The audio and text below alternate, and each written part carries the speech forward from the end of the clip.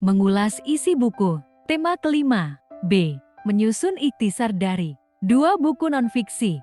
Memahami, menerapkan, menganalisis, dan mengevaluasi tentang pengetahuan faktual, konseptual, operasional dasar, dan metakognitif sesuai dengan bidang dan lingkup kajian bahasa Indonesia pada tingkat teknis, spesifik, detail, dan kompleks berkenaan dengan ilmu pengetahuan, teknologi, seni, budaya, dan humaniora dalam konteks pengembangan potensi diri sebagai bagian dari keluarga, sekolah, dunia kerja, warga masyarakat nasional, regional, dan internasional.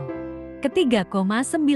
Menguraikan butir-butir penting dari 2 buku nonfiksi atau buku pengayaan dan 1 buku novel. Tujuan pembelajaran. Setelah mempelajari tema ini, peserta didik diharapkan mampu: pertama, menguraikan butir-butir penting dari 2 buku nonfiksi atau buku pengayaan dan 1 novel. Kedua, menyusun ikhtisar dari 2 buku nonfiksi atau buku pengayaan dan ringkasan dari 1 novel. Dalam Kamus Besar Bahasa Indonesia, KBBI 2003, ikhtisar adalah pemandangan secara ringkas atau yang penting-penting saja, sedangkan ringkasan adalah sajian tulisan dalam bentuk singkat. Ikhtisar menurut Juhala 2003 adalah penulisan pokok-pokok masalah. Penulisannya tidak harus berurutan, boleh secara acak atau disajikan dalam bahan pembuat ikhtisar tanpa mengubah tema sebuah wacana. Ikhtisar adalah bagian dari tulisan yang menyampaikan suatu informasi yang penting dari sebuah tulisan dalam bentuk yang sangat singkat. Unsur-unsur ikhtisar sebagai berikut. Pertama, unsur yang ditelaah. Pengertian.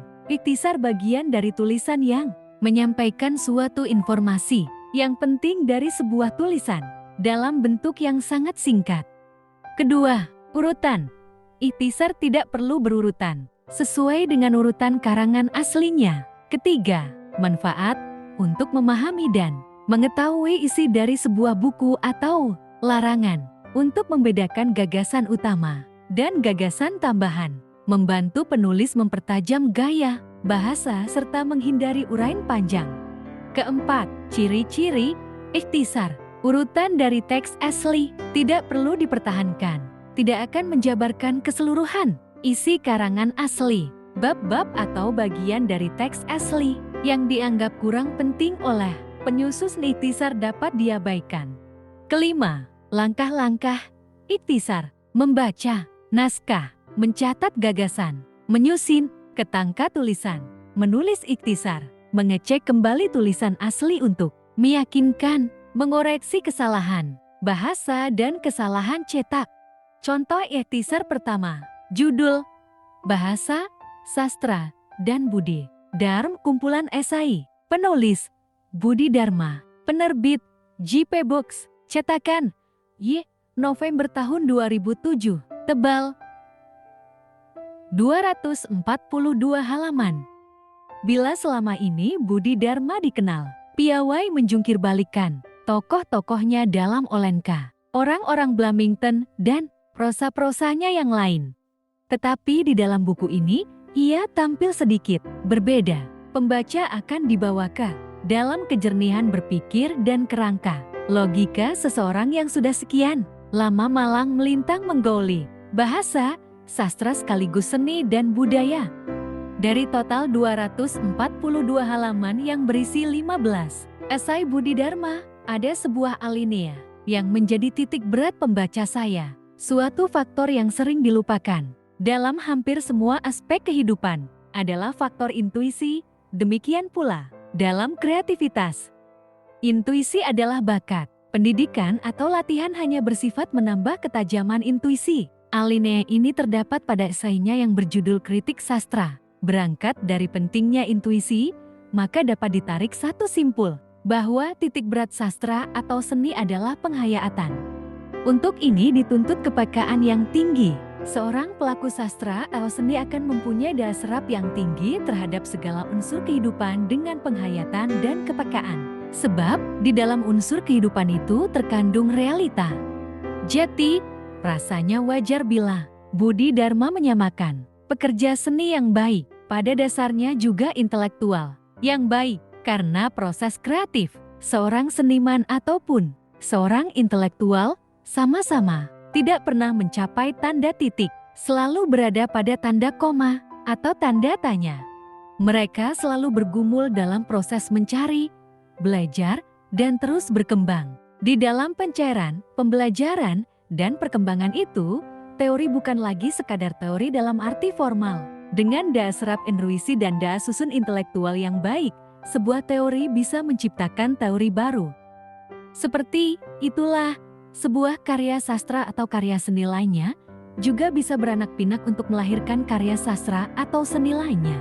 Budi Dharma bukan saja piawai mengupas teori, tetap juga lincah mengocok kata-kata. Pembaca tidak diajak begitu saja memasuki area abu-abu, tidak sekedar menandai hitam atau putih, bukan hanya membaca kritik sastra atau karya sastra, kualitas atau popularitas, bentuk atau isi, matematika atau bahasa, ilmu atau sani, teori deduktif atau induktif, nilai intrinsik atau nilai ekstrinsik, objek atau subjek.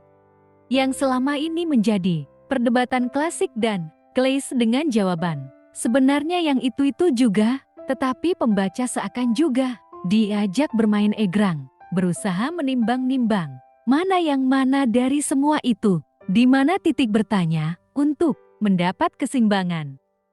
Budi Dharma dalam buku ini mengatakan menulis itu sulit, sedangkan Arswendo Atmawiloto menulis mengarang itu gampang. Lantas saya tidak bermaksud menyulit-nyulitkan Budi Dharma atau menggampang-gampangkan Arswendo Atmawiloto, atau kemudian menyulit-nyulitkan menulis dan gampangkan mengarang.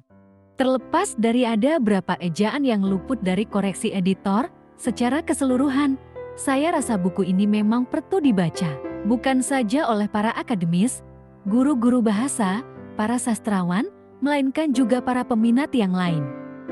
Contoh ikhtisar kedua, judul buku, Buku Pintar Etiket untuk Remaja, penulis, Minar Uno, penerbit, Gramedia Pustaka Utama. Etiket dari bahasa Prancis, etiquette berarti aturan sopan santun dan tata cara pergaulan yang baik antara sesama manusia. Etiket menjadi rujukan pertimbangan untuk bersikap sehingga tidak berbenturan dengan nilai orang lain. Penerapan etiket dalam aktivitas sehari-hari di tempat umum meliputi, misalnya, tidak menyampah, tidak membuat gaduh, dan menghormati hal orang lain dengan tidak merokok. Mengkritik orang lain yang bertindak di luar etika dengan cara yang sopan juga contoh bagian dari etika ketika berinteraksi di ruang publik. Tidak hanya untuk kalangan umum, etika juga berlaku dalam lingkungan kecil seperti keluarga. Contohnya, berbicara yang sopan kepada orang tua, meminta izin apabila mau bepergian, tidak berbicara ketika makan, berkata jujur, dan selalu ucapkan terima kasih ketika mendapat bantuan anggota keluarga. Selain dia contoh di atas, dalam buku ini juga dijelaskan etiket untuk dunia pergaulan lainnya seperti etiket ketika berpesta, etiket di perjalanan, dan etiket ketika berbusana.